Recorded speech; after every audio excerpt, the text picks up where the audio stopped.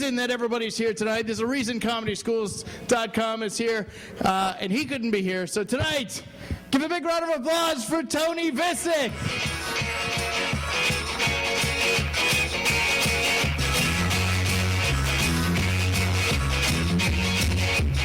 Thank you very much, ladies and gentlemen, for hanging out on a Wednesday. A hand for all the people that were on the stage. Give it up for them. Show some hot monkey love. Give it up. Give it up like you're drunk in a dumpster, damn it. Just sell it. Just give it up like you don't give a shit about yourself. Like you have no future. And you have no past. You woke up and didn't have a name or any clothes on. And you said all you knew is you wanted to have sex in a dumpster. That's all you knew.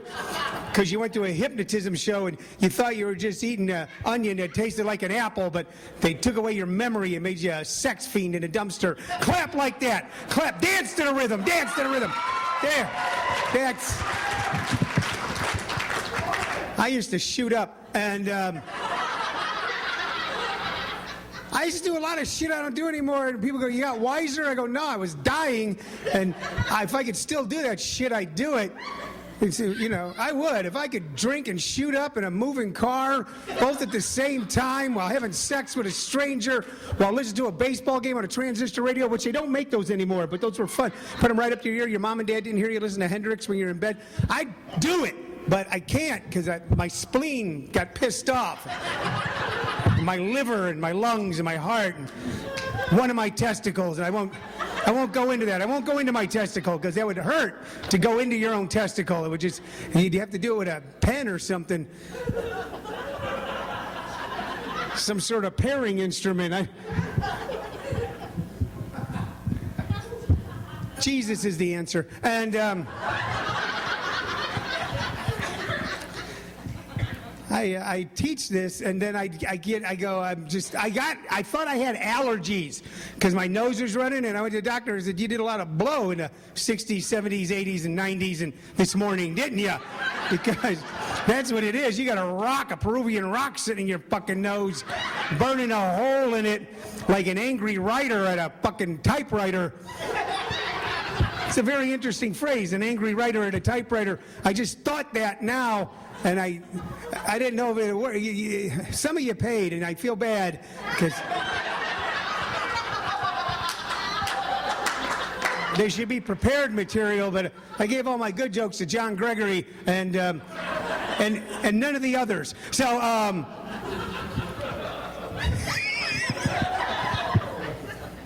Thank you. And Mike Miley's here. He's a motorcycle. He murders people, Michael does. But he doesn't talk about it because it's just something he does on the weekends because he's got kids and shit. They can't know. You can't put it on Facebook. Murdered 2 people today. Woo-ha. You can't do it, Mike. You can't. You shaved your head, but it doesn't help, Mike. So I would grow back whatever's left. So I'm doing jokes for individual tables now. If you'd like to send up a request. You know how this works, by the way. There's been 17 acts. You didn't realize that. Some of you did. And but how it works is we're not leaving. The way it works is you've been here long enough. You kind of figured out how it works. I'll come up and tap you on the shoulder and go, "You're fucking next."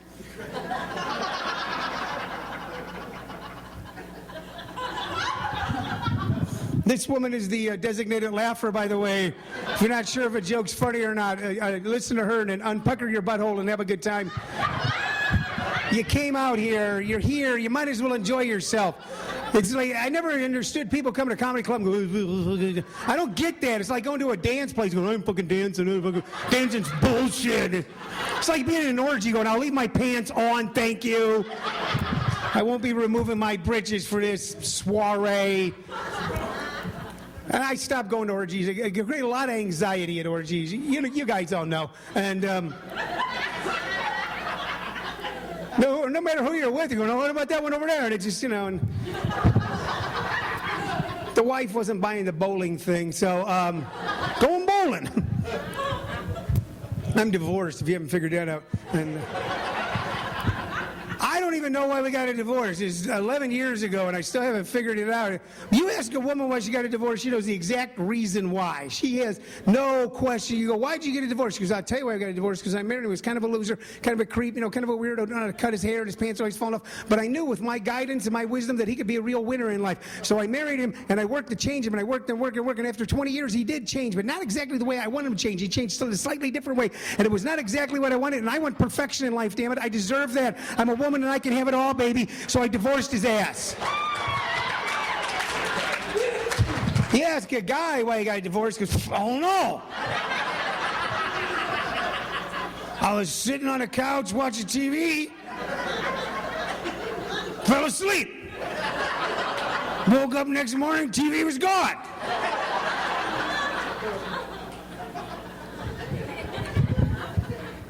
You know what I discovered? I will share. I have wisdom. I don't. I'm a liar. I don't know what the hell I'm talking about.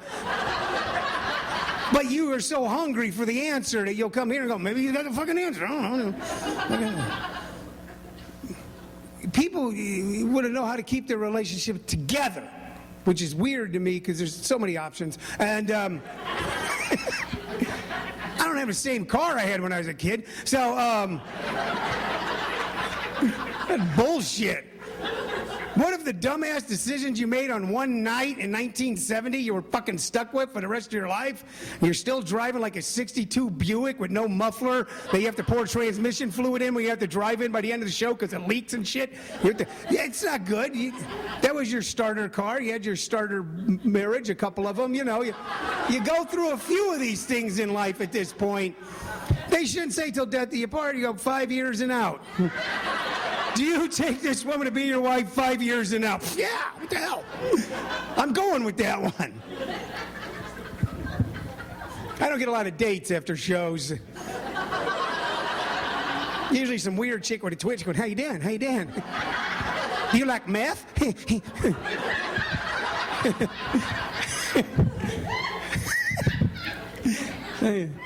Pass it around. Pass it around. They're not getting it over here. They're going, oh, okay. Guys are seeing their wives going, that guy's an asshole. 5 years and out. I have 5 years with me and you ain't getting anything else. It's all downhill, so I don't know why you'd want to hang around, to be honest with you. I start farting and sleeping at dinner and shit, and you don't want that. It's done. Everything else was okay, and I said farting. You guys went, oh, Jesus Christ. He said, talked about breaking wind. You know what people think, you know what will keep a relationship together? Hate. Hate will keep your relationship together. Because if you love someone, you will let them go with love. But if you hate someone, you'll never let them out of your sight. You stick to them like goddamn glue, knowing it makes their life a living hell. Why can't I go with your friends? Why can't I go? I want to be with your friend Steve. Yeah. So I live here now. Here, actually. I live in Arizona, which I know upsets a lot of you. So, what's that, Mike? I can hear. I got the ears of a fucking paranoid. I hear shit, okay? I hear shit. They're saying about me in other comedy clubs right now. Class, that's bullshit, man. Just get there and fucking do it.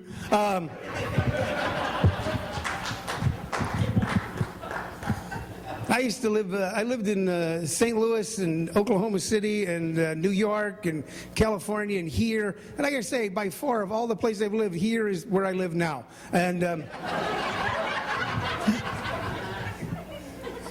I was living on Hollywood Boulevard. My across the street neighbor was Orson goddamn Welles. And I partied with the Sex Pistols and Duran Duran, which is kind of weird because they didn't want each other to know they were friends because, you know, fucking the Sex Pistol guy can't hang out with the Duran Duran dude. But they would all buy Coke for me, so it made no fucking difference. Ozzy's bass player. I hung out with all these people. And now the other morning I'm sitting at my house in Maricopa with my girlfriend who's my own age and the grandkids and the pit bull in my lap going, if the gang on Hollywood Boulevard could see me now. And it's better. It's not like I miss anything because I did all that shit, and now I ended up here because of my intelligence and my business acumen and my financial savvy. Because in 2006, I bought a house out here. Right at the peak. I mean, I timed it perfectly for abject failure and misery and thoughts of suicide and depression. I said, now's the week. If I want to wipe out every single penny of fucking savings and any sort of inner thoughts about who I really am in life and come face to face with the loser that I am in the spring of 2006, I'm buying a fucking house here. And I bought it in a place called Maricopa, which is, it didn't exist until some real estate guy went, I think we can get this some bitch to buy a house out here. Quick, build a goddamn house out here. He doesn't know it. Well, they all look the same. They all got white and stucco. So I bought a house in Maricopa. That's where I live now. And because I ran out of money, the bank won't take it back. They won't let me out of the house. They got like a dude standing out front going, you fucking stay. We're not just a bank, we're the Bank of America. What are you, an unpatriotic son of a bitch? This is for America. And that's where I live. And, when I get there, it's nice. And if you don't know how to get to Maricopa, I would tell you, and if you don't, you've done something right in life. Here's how you get to Maricopa. You take the 10 East, like you're going back to the Midwest to live with your parents because you failed. And you'll get to a road called Queen Creek Parkway, and you'll make a right, and you'll drive, and you drive, and you drive, and you drive, and you drive, and you drive, till you go, who the hell would live out here? That's Maricopa. The other way to know that you're in Maricopa is like if you're coming back from San Diego to Backway, and you go, for God's sakes, what's that smell? That's Maricopa. It doesn't bother me because I have no sense of smell because of the shit I told you earlier. There are people dropping dead around me. Go, oh, yeah. And I'm going, well, it's a pretty nice day, huh? Hey, did the dog do something? So, that's where I live, and you have to drive to an Indian reservation to get there, man. It's the land the Indians did not want. You can have this land called Maricopa. You can live on it for it is no one would live there. But first you must pass our casino. Yet the hay and the hay. So